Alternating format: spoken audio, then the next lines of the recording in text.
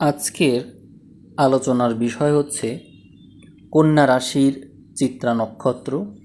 আপনারা এখন শুনছেন 2026 সালের জুন মাস কেমন যাবে সেই বিষয়ক রাশিফল। চিত্রা নক্ষত্রের মূল অধিপতি মঙ্গল মাসের শুরুতেই মেষে অবস্থান করবে এবং মাসের একদম শেষে গিয়ে বৃষতে অবস্থান করবে। আমরা মঙ্গলের সাপেক্ষে আলোচনা করব। এছাড়াও আপনাদের রাশির অধিপতি বুধ মাসের শুরুতে মিথুনে থাকবে এবং মাসের শেষে কর্কটে থাকবে। আমরা বুধ সাপেক্ষেও আলোচনা করব। এখানে আপনাদের রাশিতে এই মাসে কোনো গ্রহ অবস্থান করবে না, তবে রাশির বিপরীতে শনি অবস্থান করবে। আমরা শনির পজিশনকে এবং দৃষ্টিকে অবশ্যই বিবেচনায় নিয়ে আলোচনা করব।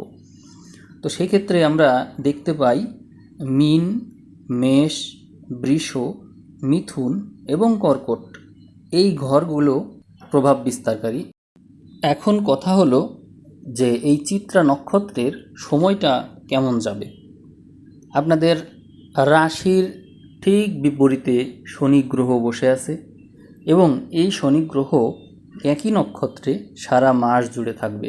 ফলে মঙ্গলের জাতক জাতিকা হিসাবে শনির প্রভাব পাওয়া সংঘর্ষের ইঙ্গিত দেয় এবং একই সাথে আপনার জীবনে অল টাইম স্ট্রাগলিং মনোভাব নির্দেশ করে, অর্থাৎ সবসময় আপনি একটা স্ট্রাগলের ভিতরে থাকবেন। এখানে আমরা মঙ্গলের পজিশনকে দেখব।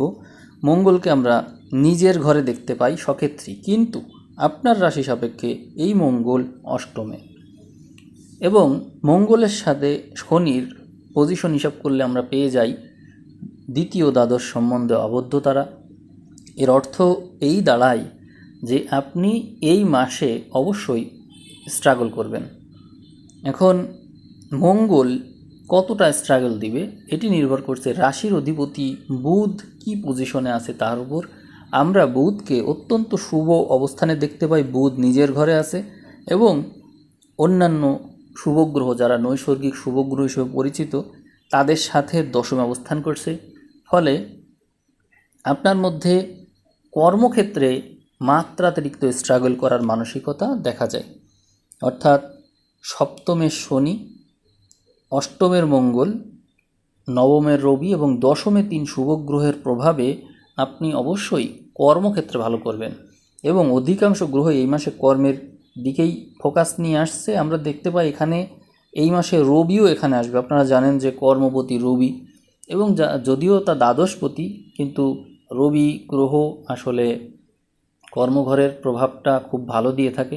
যেহেতু তা দ্বাদশপতি হিসেবে এখানে আসছে, অতএব আপনার মধ্যে কোনো কিছু দান করার মানসিকতা দেখায়, অর্থাৎ যেহেতু জ্ঞানকারক গ্রহ এখানে আসছে এবং রবির প্রভাবযুক্ত, অতএব শিক্ষকতা বা জ্ঞান দান বা কনসালটেন্সি পরামর্শ দান বা এমন কোনো পেশা যেখানে আপনাকে মুখের ভাষা এবং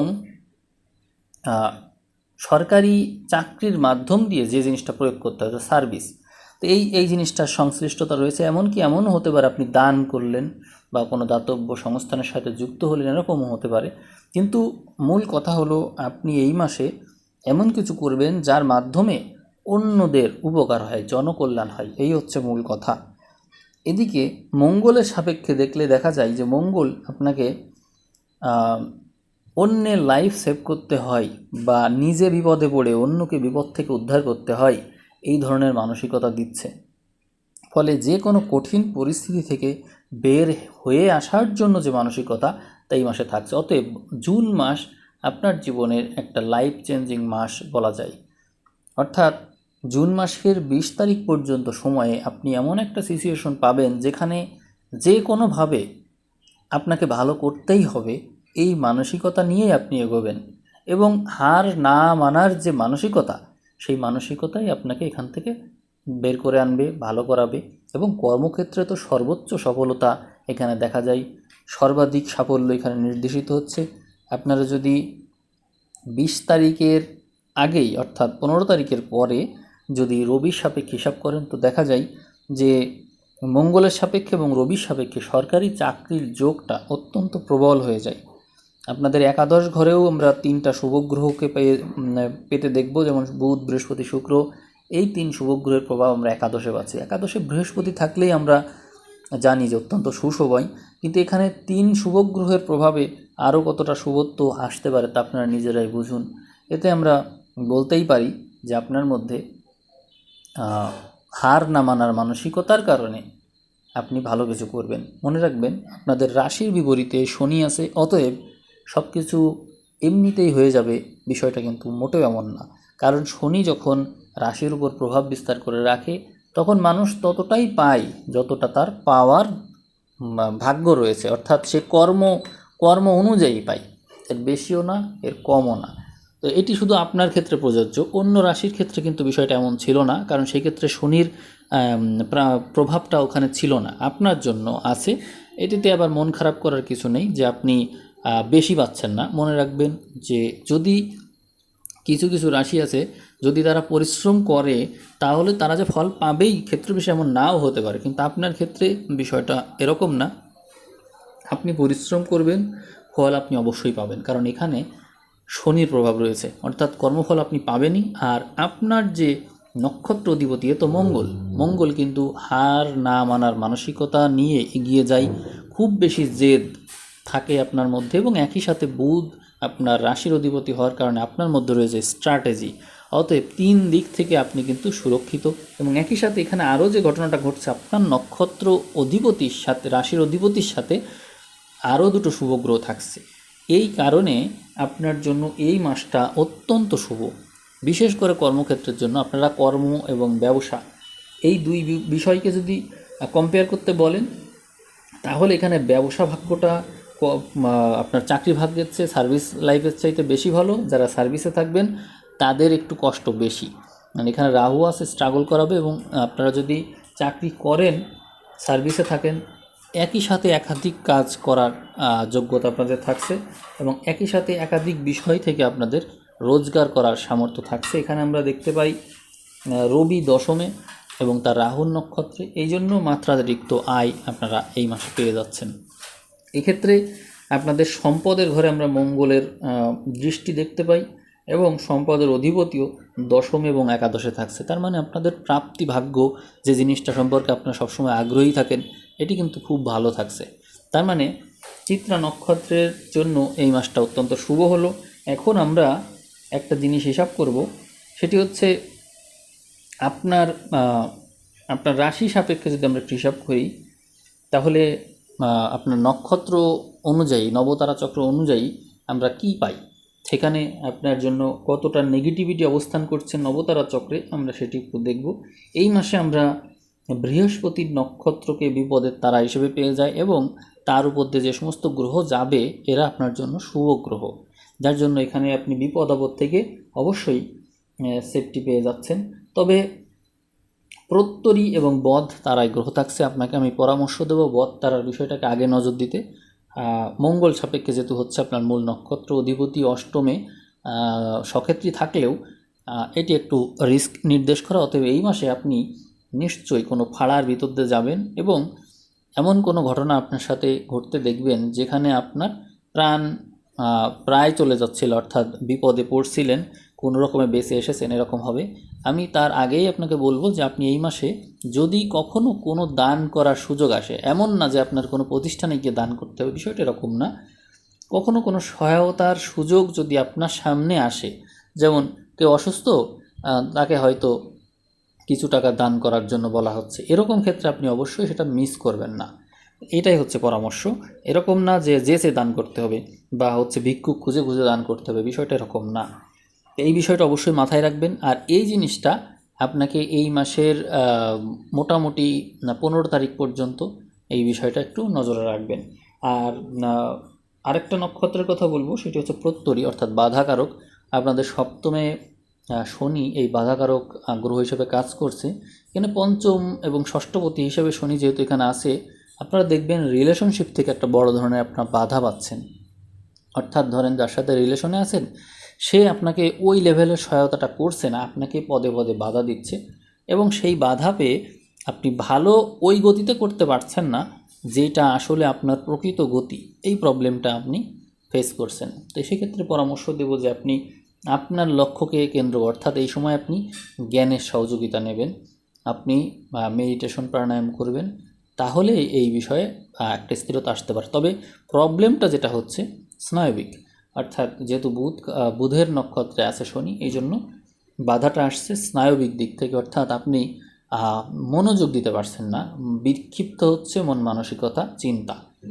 এই জন্য আপনি চাইলে কোয়ান্টাম মেথড অটো সাজেশন লিখে ইউটিউবে সার্চ দিতে পারেন, এবং এই কথাগুলো, অটো সাজেশনগুলো, ইতিবাচকতার অটো সাজেশন আছে, তারপর নিরাময়, এরকম নানান বিষয়ে আছে, আধা ঘন্টার মতো মেডিটেশন আছে, এগুলো আপনি কানে ইয়ারফোন দিয়ে শুনতে পারেন চুপচাপ, এতে আপনি অনেক উপকৃত হবেন।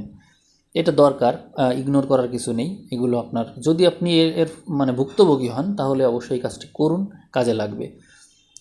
সম্পদের ক্ষেত্রে আপনি এই মাসে ভালো করছেন, তবে মনে রাখবেন সম্পদ প্রাপ্তিযোগ, কর্মযোগ, ব্যবসা বাণিজ্য, এই সমস্ত বিষয় সবই ভালো আছে, কিন্তু প্রবলেমটা হচ্ছে যদি আপনার মানে বিবাহ হয়ে থাকে তাহলে তো বিবাহর ক্ষেত্র থেকে বাধা, আর যদি রিলেশন থাকে সেখান থেকে একটা বাধা, এই প্রবলেম থাকছে। তবে মনে রাখবেন রিলেশন সংক্রান্ত বিষয়ে বিবাহের দিকেও যেতে পারে, বাধাবিঘ্নের ভিতর দিয়ে, সরাসরি বিয়ে হবে না।